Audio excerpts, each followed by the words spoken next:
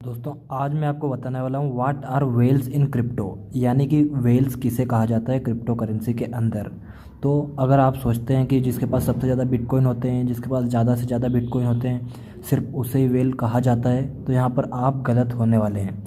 जी हाँ दोस्तों, आपने अभी तक जो भी सोचा है, जो भी सुना है कि ज़्यादा से ज़्यादा बिटकॉइन वाला, जिसके पास सबसे ज़्यादा बिटकॉइन होते हैं उसे वेल कहा जाता है, वो टोटली गलत है। आज मैं आपको रियल कॉन्सेप्ट बताने जा रहा हूँ कि बिटकॉइन या फिर क्रिप्टो करेंसी के अंदर वेल्स किसे कहा जाता है। यहाँ पर हम सिर्फ वेल्स के बारे में नहीं बल्कि और भी बहुत सारे टर्म्स के बारे में जानेंगे जो कि क्रिप्टो मार्केट में यूज़ की जाती है बिटकॉइन होल्डर्स के लिए। तो दोस्तों सबसे पहले आइए हम शुरुआत करते हैं पहले नंबर से। पहले नंबर पर आता है श्रिम्प। श्रिम्प उसे कहा जाता है जिसके पास एक बिटकॉइन से कम होता है। जिसके पास एक बिटकॉइन से कम होता है उसे श्रिम्प कहा जाता है। ज़्यादातर बिटकॉइन होल्डर्स श्रिम्प के अंदर ही आते हैं। अगर आप भी श्रिम्प के अंदर आते हैं तो नीचे कमेंट करके ज़रूर बताइए कि आपको पता था कि आप श्रिम्प के अंदर आते हैं या आपने कुछ और ही सोच रखा था। तो आइए अब आगे बढ़ते हैं कि अगला क्या है। अगला है क्रैब।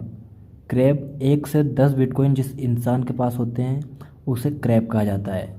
जी हाँ दोस्तों, अब आइए आगे बढ़ते हैं। तीसरे नंबर पे है ऑक्टोपस। ऑक्टोपस उसे कहते हैं जो 10 से 50 बीटीसी होल्ड करता है अपने वॉलेट में। जिस इंसान के पास 10 से 50 बिटकॉइन के बीच में, यानी कि 30 बिटकॉइन भी किसी के पास है, तो उसे ऑक्टोपस कहा जाता है क्रिप्टो मार्केट के अंदर। आगे बढ़ते हैं फिश।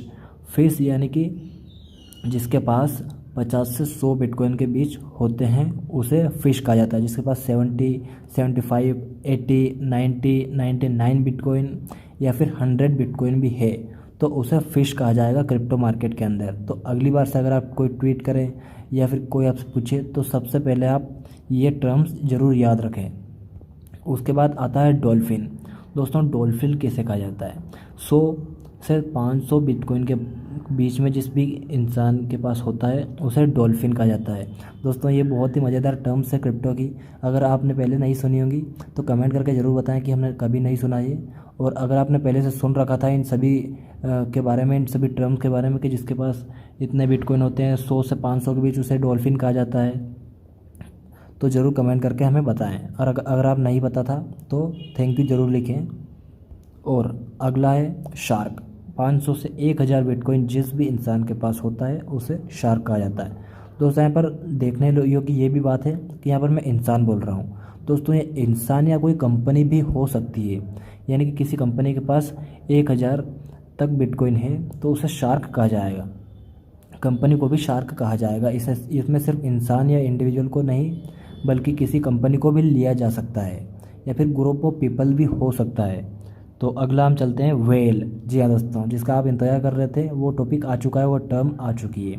वेल्स किसे कहा जाता है? वेल्स जिसके पास 1000 बिटकॉइन होते हैं उसे वेल कहा जाता है। जी हाँ दोस्तों, 1000 बिटकॉइन, 1000 बिटकॉइन से 5000 बिटकॉइन के बीच में जिसके पास होते हैं उसे वेल कहा जाता है। जिसके पास 1000 से 5000 बिटकॉइन के बीच में होते हैं उसे वेल कहा जाता है दोस्तों। जी हाँ दोस्तों, ये कॉन्सेप्ट अगर आपको पहले से नहीं पता था तो कमेंट में ज़रूर बताएं दोस्तों। ये अगर मैंने क्लियर आपका जो कॉन्सेप्ट है क्लियर कर दिया है तो ज़रूर कमेंट करके ज़रूर बताएं दोस्तों। और वीडियो को लाइक करें। और ऐसे ही वीडियोस आप चाहते हैं कि देखना तो आप चैनल को सब्सक्राइब कर सकते हैं। अभी एक और कॉन्सेप्ट है जो आपको नहीं पता है। 5000 से ज़्यादा बिटकॉइन जिसके पास होते हैं वो तो आपको पता ही नहीं कि क्या होता है।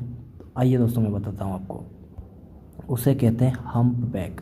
जिसके पास 5000 बिटकॉइन से ज़्यादा होते हैं उसे कहा जाता है हम्प बैक। 5000 बिटकॉइन जिसके पास होते हैं या उससे ज़्यादा होते हैं उसे हम्प बैक कहा जाता है। जी हाँ दोस्तों, ये टर्म्स ज़रूर याद रखें। क्रिप्टो करेंसी की लैंग्वेज में ये कॉमन टर्म्स हैं, इनको ज़रूर ध्यान में रखें। धन्यवाद दोस्तों। वीडियो लाइक करें। चैनल अगर आपको पसंद है तो ऐसे वीडियो देखने के लिए आप चैनल को सब्सक्राइब कर सकते हैं। धन्यवाद दोस्तों।